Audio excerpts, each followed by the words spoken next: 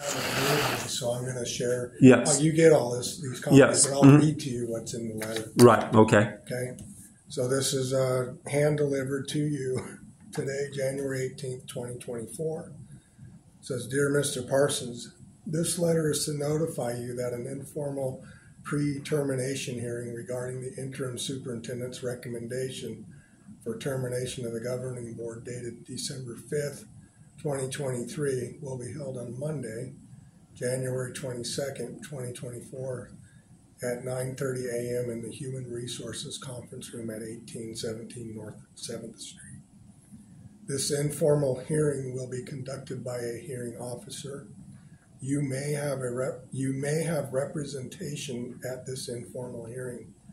You are being provided copies of your letter of direction from Mr. Lodato that you received on September 18th, 2023, and the recommendation for termination.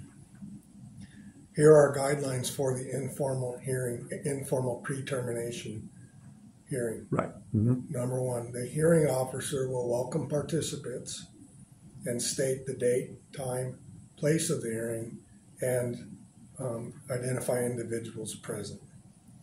Number two, the hearing officer will state that this hearing is being conducted under Phoenix No. 1 Governing Board Policy GDQD-R. Number three, the hearing officer will call upon a representative from Phoenix No. 1 administration to summarize the recommendation to the governing board and supporting information and evidence. Will that be you or somebody else? Okay. Number four, the hearing officer will then ask you whether you would like to make a statement and summarize any evidence, which would include witness testimony, documents, etc., that the hearing officer should consider in making the recommendation. No witness testimony will be taken at an informal hearing. Number five, the hearing officer will either take the matter under advisement for a later recommendation or make one after gathering information from Phoenix No. 1 and you. Number six, the hearing officer's recommendation will then go to the governing board. If you have any questions, then it has my number in there. So let me clarify a couple of things that I'm guessing that you might wonder about. This is an informal hearing, not a formal hearing. So if you were preparing to have witnesses come with you, this isn't a hearing for that. However, you can summarize what you believe that they would say. And also, Dr. Gonzalez wanted me to make sure that you knew that she would be more than happy to sit down with you and to help you work with language that you would like to bring forward. So you just wanted me to make sure that you knew that she was there to be a help to you if you wanted her to. And that's the interim superintendent. Okay. So that's what this is about. So what will happen is it's not a surprise. So you have everything that we've already said. You have a letter of direction. You have the recommendation for termination and the reasons for that. And then, so what will happen is I'm just going to share those recommendations and the reasons for it. And that's it. And then you get a chance to say what you believe and why you don't believe. Okay, so here's the thing is that I'm still denied access to the people that I would want to call as witnesses. And some of it, I need to verify who actually saw what, because what's the point of calling a witness that I thought saw something when in fact they didn't? Yeah. Okay, so that's the whole thing is, how can I even prepare a statement of that nature when I'm not even given access to the witnesses, in order to verify what they did and did not actually see? Okay. And so that there needs to be a means for me to, whether a third party, wants to do that, but I need to have access to those witnesses.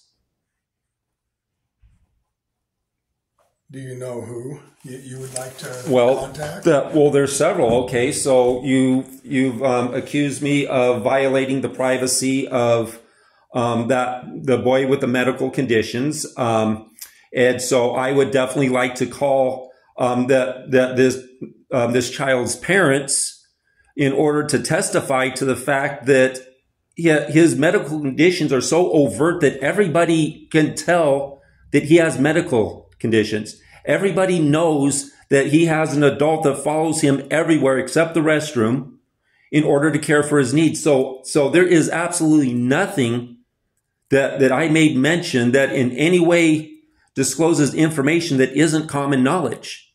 Okay. Okay. And so then, so I'm not here to try to coach you. You can share that with the hearing officer. Right. But, and so anyways, but, and so, and then also, that the other, playground attendants, one particular, was about 100 feet away at the conclusion of the event. Okay. And so the question comes as to, okay, if what the kids are saying is true, why didn't she intervene? Why didn't she order me off that child? Why didn't she go immediately to Mr. Lodato and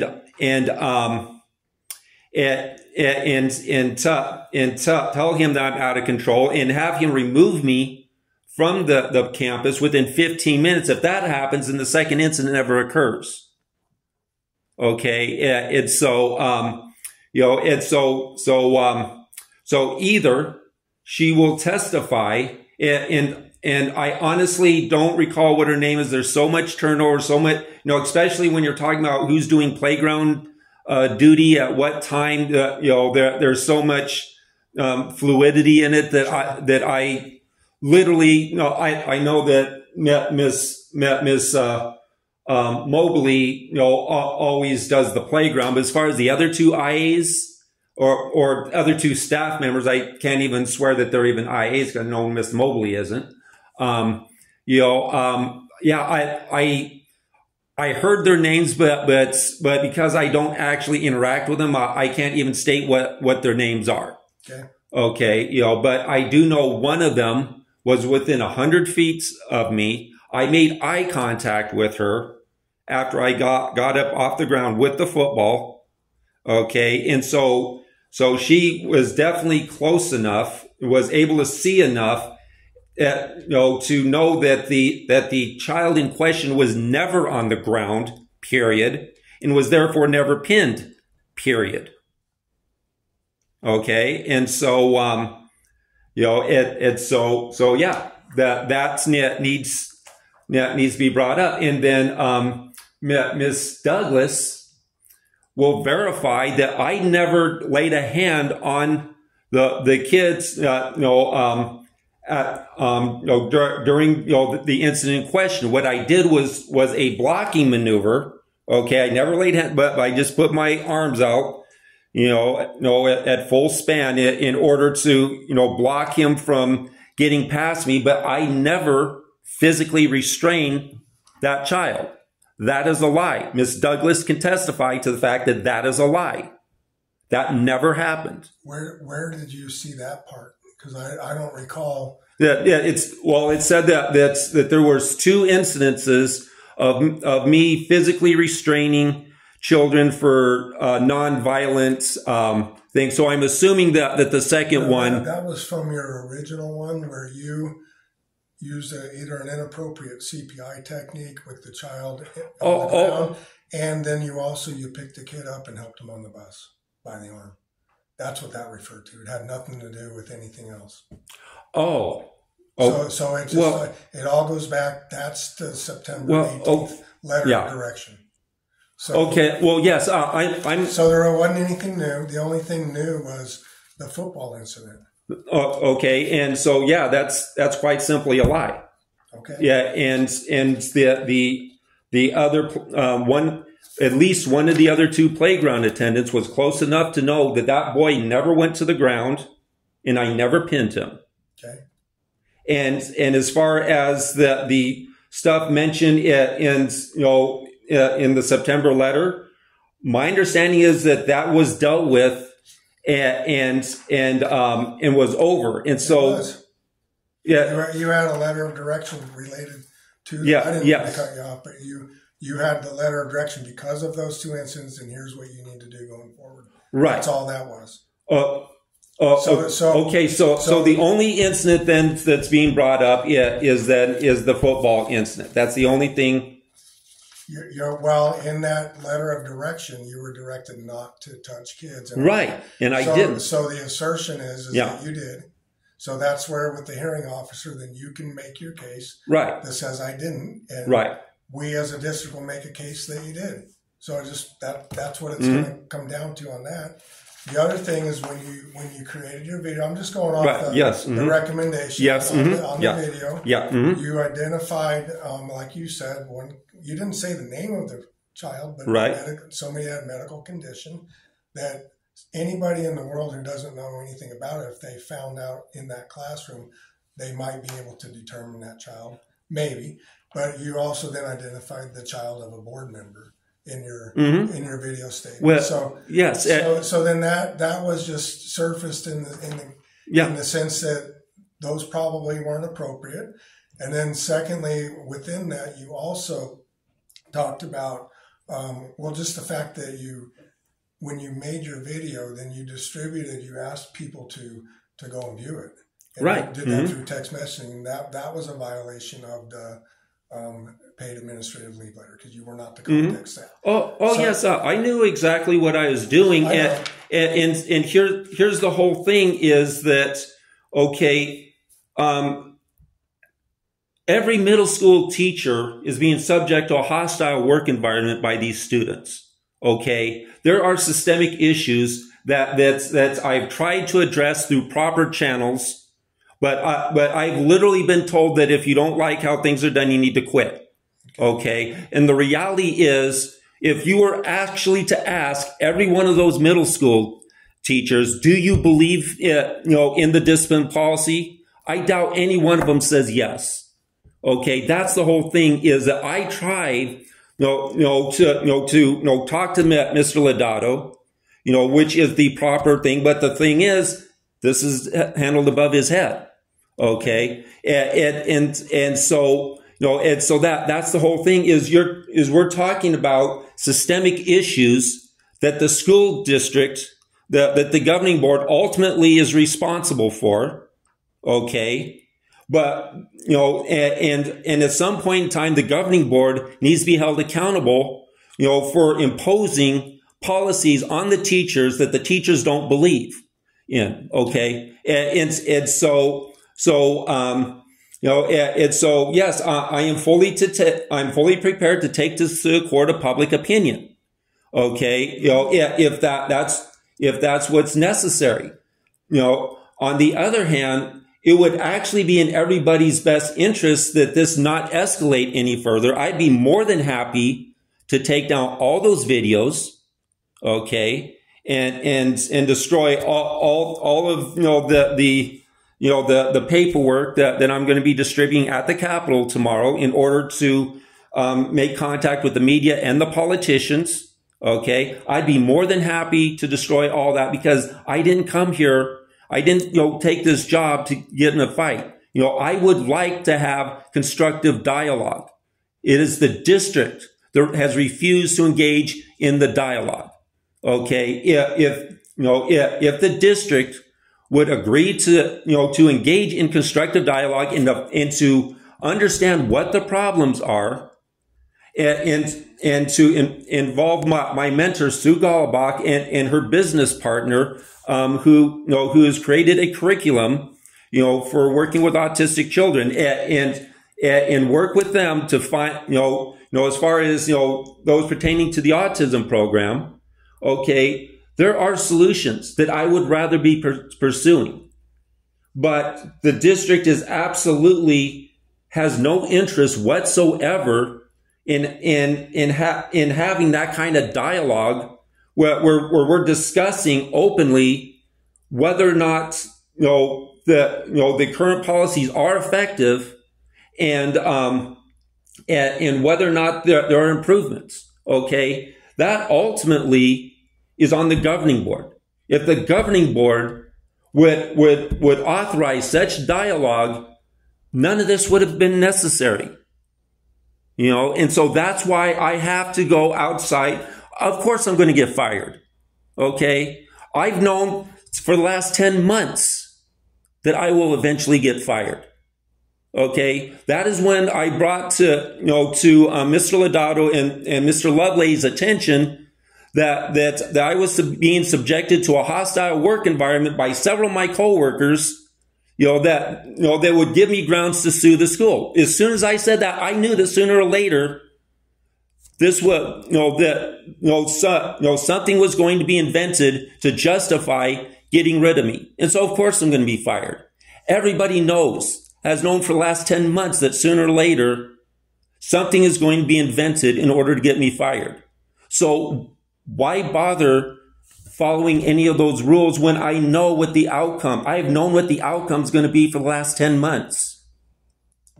I wasn't here 10 months ago. I know Mm-hmm. you have your perceptions and your feelings. All I know is I started here this year. Mm-hmm. My voice is soft. I'm sorry. I can't talk. I understand, From my involvement, you had a situation at Mm-hmm. the school. Nobody's out looking for anything for you from my perception. You had an incident where you had a child on the floor who was out of control and you lifted kids up. We addressed that. You got a direction that you can't do that in non-emergency. You need to use appropriate CPI techniques when appropriate.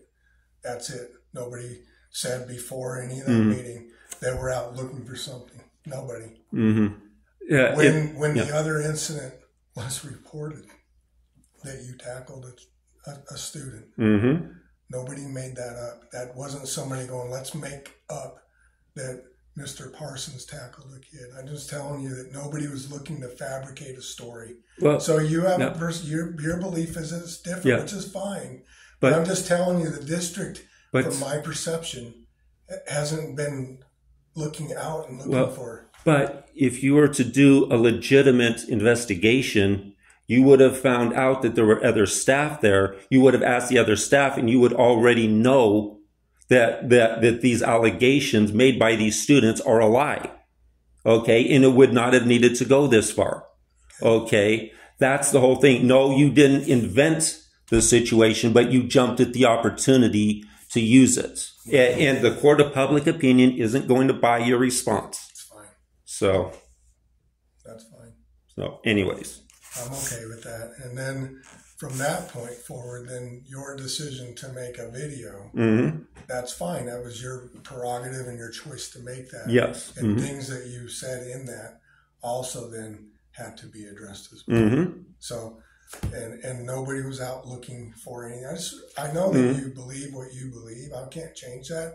I can only tell you from my perception, from what we've done and why we're here today. Here it is. This is why. Yeah. These are the reasons. We're giving those back to you.